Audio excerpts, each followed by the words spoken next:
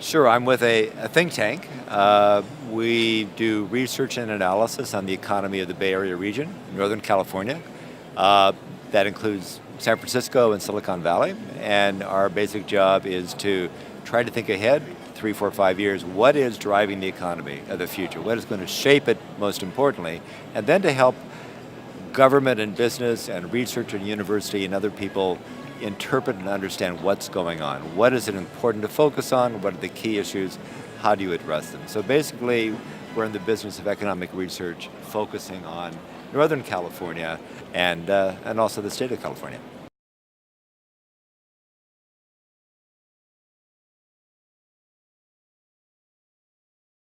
Well, we have a big focus, as you can imagine, being Silicon Valley, on the innovation system. It's the largest, most productive innovation ecosystem in the world. If you look at all the research universities and all the private research going on, the incubators, the accelerators, the entrepreneurs, the venture capital, and all the other elements that make it work.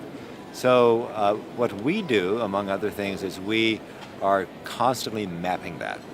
Like, what is driving it? How's it changing? Who's there? Why are they there? So we can enable more players from around the US and more players from around the world to come in and participate, because it's sort of like an open innovation platform. Every good idea doesn't come from there, but anybody in the world can come there, and they don't care where you're from. It doesn't matter if you're from India or Bangladesh or anywhere in Africa. It's like, what's your idea? If you got a good idea, okay, come in the door, let's talk about that. So we're really in the business of mapping this, helping people understand how it works, and enabling them to come in and participate. So that's the innovation system that's producing a lot of the creative thinking, a lot of the technology, including things around IoT and every kind of digital technology that's enabling advancing and implementing this kind of technology.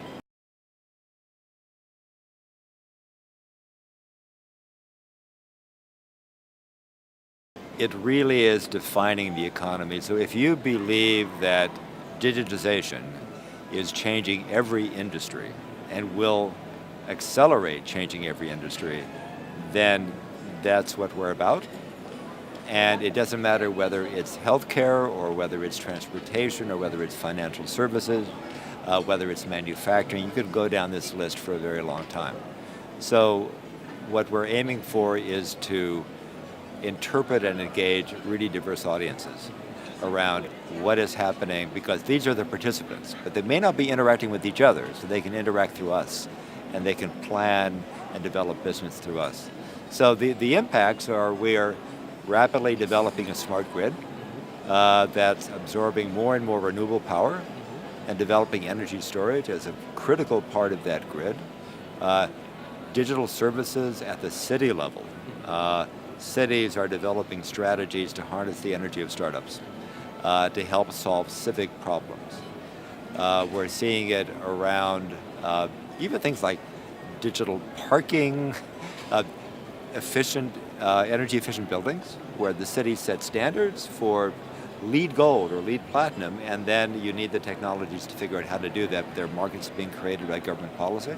So we're seeing tremendous improvements in the efficiency of buildings. We are looking for improvements in the efficiency of roadways. We're seeing large scale of adoption now of electrical vehicles.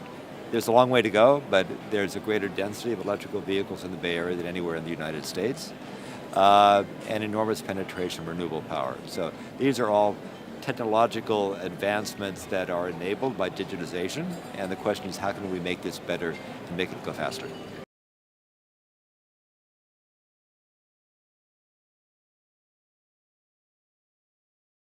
You know, Asia, it's even hard to talk about Asia. It's so big and so diverse.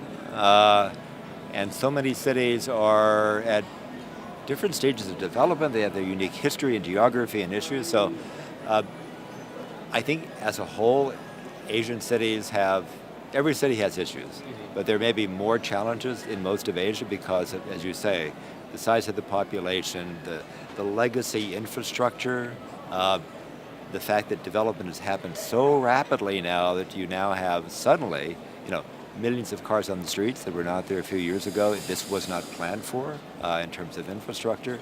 So I think we have to look at it city by city. And I think one of the challenges in translating what happens in the Bay Area and Silicon Valley to Asia is the capacity in different countries and different cities to plan and implement the plans, because you can't just drop this kind of technology or emerging technological capacity into a city or a region or a country and expect it to take hold.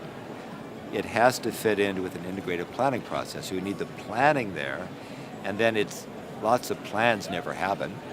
So you need political leadership, and you need the ability to actually implement the plans, which Singapore is terrific at, by the way, just both the planning and the implementation. If you can't implement the plans, it's not as likely that you're going to get the investment, because for companies to do these things, they're going to put in money. There has to be a return on investment, which means they need confidence it's going to happen. So I think the big challenge, I think all these things that we do in our own area in Silicon Valley, they can pretty much all be done in Asia. And Asian cities are doing a lot of this. It's not like it's not happening. It's definitely happening. But to happen at the right kind of scale, and the right kind of speed, the technological advances have to be integrated with the policy development that enable the planning and the implementation to make sure it all happens in some kind of synchronous activity.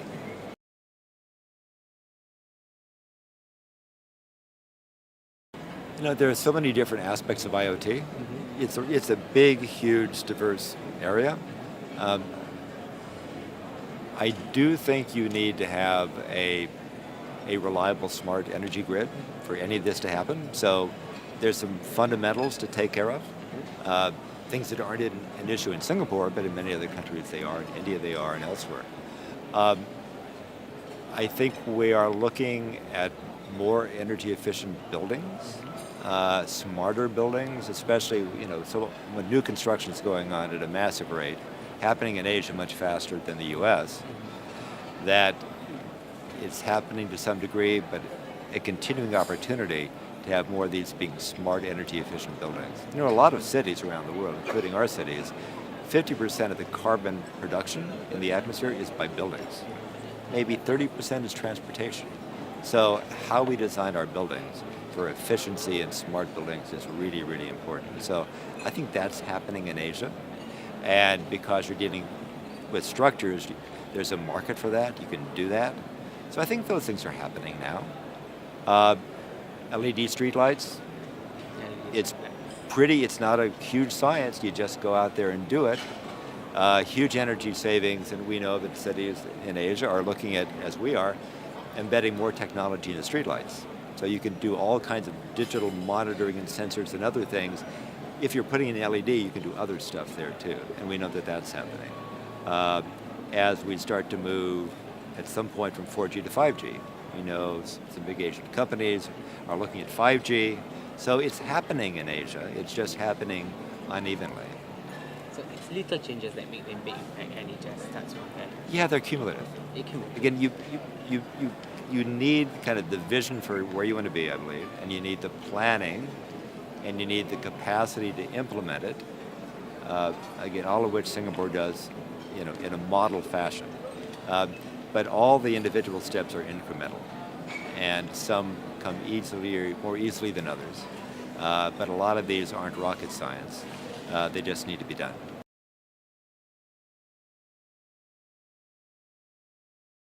Well, I think events like this enable a dialogue where a lot of people come together from industry, of course, the private sector, from government, where you have the opportunity to connect with people who have a common set of interests, who may not be doing exactly the same thing as you are, and to get some sense, of course, through the formal sessions of where's the direction of thinking going, where's the state of the art going, what are the problems that are out there, and of course we're never going to get a highly detailed prescription on every topic from the public sessions, but that's where talking to people is really, really valuable. So I think maybe the biggest part of the value is a lot of the people who are actually thinking and planning and investing and doing this are here.